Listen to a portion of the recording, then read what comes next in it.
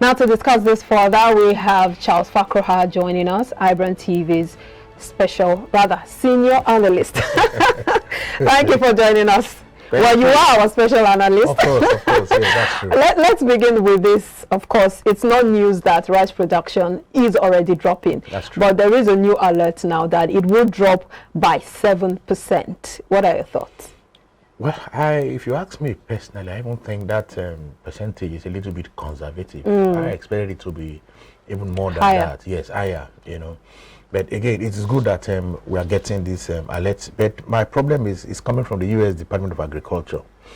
And, I expect our own agric ministry to also look at it and see whether they are also coming up with the same problem, with the same figures, But I'm sure if they will do their job very well, I'm sure their own figures will be higher than, because looking at what we are seeing in the country right now, especially with the flood. With the flood, and of course, even before the flood, we've had issues of security where these rice farmers cannot even go to the farm and all that. Then the issue of flood has come to even complicate the problem. So, yes, we all just need to brace up and let the government be proactive. We have strategic grain reserve. They can release some from that reserve and see how they can cushion the effect. Because as we approach this festive period, rice consumption will increase. And if the demand has gone up, of course, the supply is not there to meet what we have. The prices will go beyond what we are seeing here, 45,000. It might go beyond, maybe up to 50,000 just for one bag of rice. But how far can even the reserves go?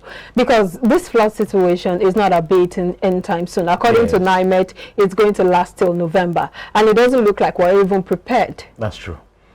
Yes, so the government still has that responsibility to assure the citizens. But my advice will be, yes, the strategic grain reserve might not be enough, but at least let the citizens be aware that the government has their concern. The government is doing something about it, and of course, they will push some.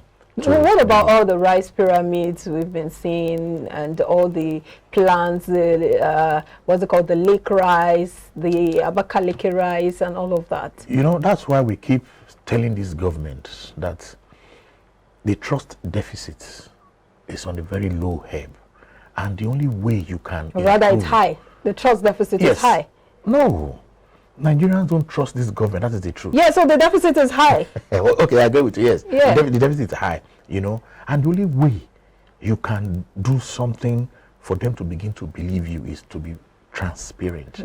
Because even when the government has plans, people, because of that trust deficit, people will never take anything they're doing.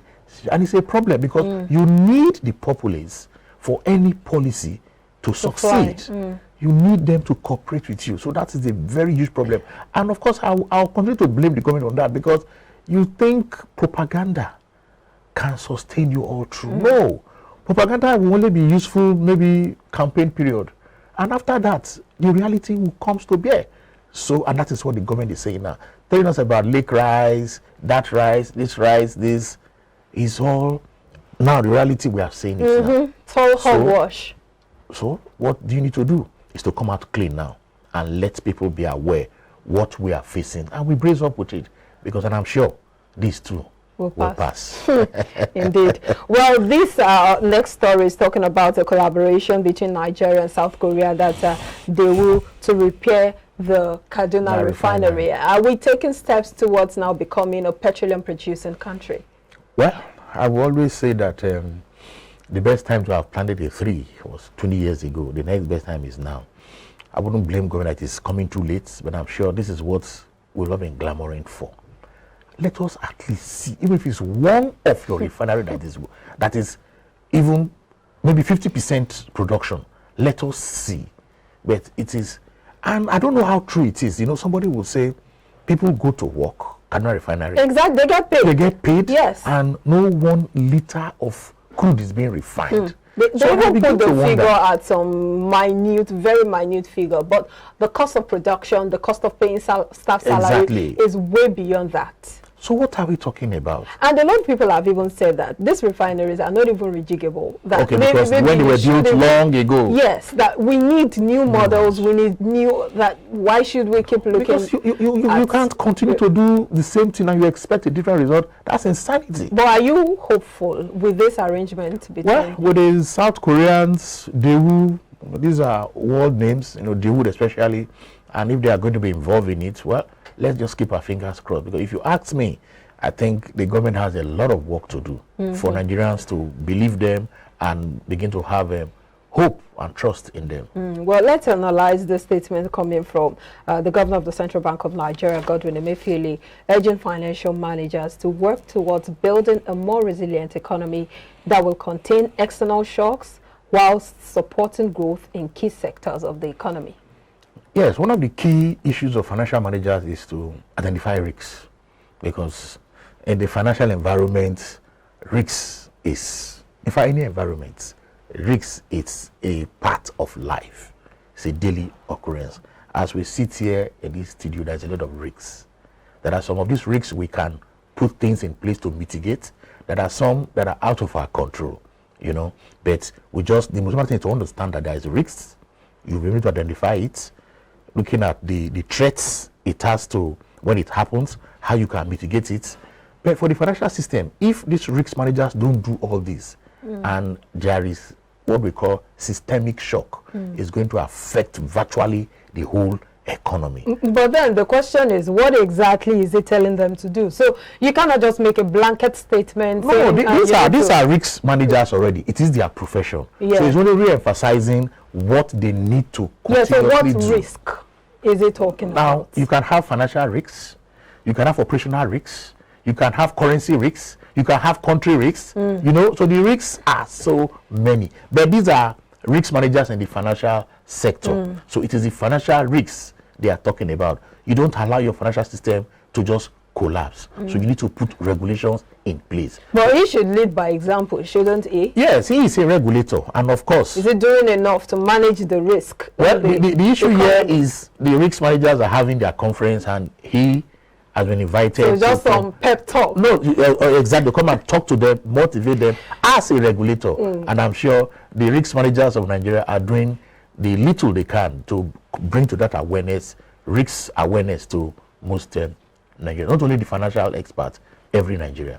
Because, I asked that question because when you're organizing a seminar or a summit, you bring someone you can learn from, someone who has practical examples. Of course. Okay, for instance, the economy was going through recession. These were the things we put in place to ensure that it was stable again.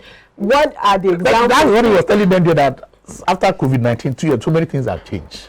Yes, in terms of managing risks in the economy. You can see some of the policies CBN has put in place, whether rightly or wrongly, but at least things were being done to see that we are all aware now of certain things happening in the economy.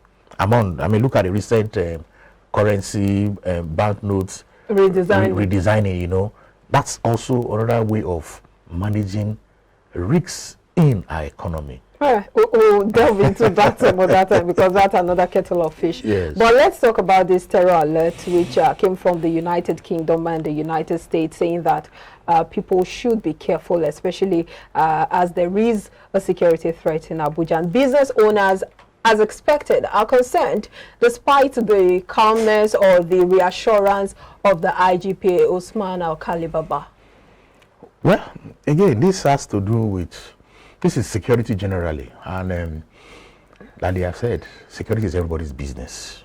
So even as a business analyst, we're all concerned with security, because we have just said here that farmers cannot go to farm because of insecurity and all that. Now, this terror threat is coming from the United US, States. And of course the UK. And these are persons who are experienced in terms of this kind of intelligence. Nigeria, we expected to learn from them. But I was a little bit disappointed because I saw various governments, spokesperson, organizations, just reacting. You don't react to those kind of information like that. This is coming from the US Embassy. For me, it's a foreign affair. It is the foreign ministry that is supposed to react, in collaboration with the US and of course the UK and their intelligence. The US, for me, then their intelligence system is more sophisticated than us. And if they are telling us this kind of, they're even evacuating their citizens, which tells me that is a real threat. It is not just being, they're not just saying it. So it's left for our government now to learn from it, and not government officials saying the U.S. government should be more concerned with their shootings that is happening in their schools and all that. Yes, and I responded and I said, those shootings, those perpetrators, we brought to book. But in Nigeria here, a terror can just happen, a bomb explosion. We can't bring those people to book. So what are we talking about? And the fact that it's not just even, they're not just warning Nigeria, they also sent the same alerts to South Africa. So it's not as if they're trying to witch hunt or something. So let us keep whatever ego we have and learn from these people. You know, you need to be open to learning. That's what makes you a matured government, a matured people. Yes, we might not have the best of intelligence.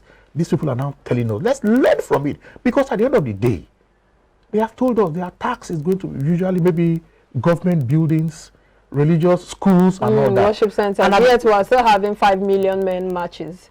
Well, yes, again, it shows that we Nigerians, we have also decided to take the bulls by the horn. Despite these threats, we will continue to do what we are doing. But at the same time, we also need to be conscious. Should we be having those kind of gatherings, looking at the fact that the station is, as a station, the nation is sitting on a keg of gunpowder? Yes, I will not support those kind of march, you know. But again, that's where the security agencies comes in. Yes, if you stop a rally now, they will read a lot of political meanings to reach. So, even as those rallies are going on, let there be measures in place so that if there is any eventuality, because at times ordinarily without this alert, we already have some skirmishes when it comes to rallies, political rallies, and all of that, walks and all of that. Right now, what I feel that we should do, I think that this is not even the time to start, you know, getting political about it. Of course. If we totally cancel or ban all this 7 million man work and all of that, it would reduce the threat to the barest minimum. No, but look at it from this way. We're in a political season, and you cannot tell a politician not to campaign. You cannot tell. Can't we campaign without the? Oh, people have to go out, despite the threat. Me and you were here at the studio, and we are talking. But there is a threat. We are on essential service. Okay. They are not on essential service. Of course, people are moving around. But what they are saying is be cautious. If you see something, say something. If you hear something, make those reports to the appropriate authority. You know, you see unusual movement. Don't just say it doesn't concern me. Make those alerts so that people be aware, and of course, we'll be able to mitigate the impact of any of those terror threats, because it is real. Well, I guess we just have to put the extra pep in the, you know, the structures, security structures in the country. Thank you so much for your time on the show. As always, Charles Fakroha, iBrandTV senior analyst. Thank you. Not special. Thank you very much. Thank you. Still to come after the break, the Nigerian Exchange Limited fell into bearish territory for the first time this week. We will be looking at what happened as we advance in the show. That'll be after this break. Don't go anywhere.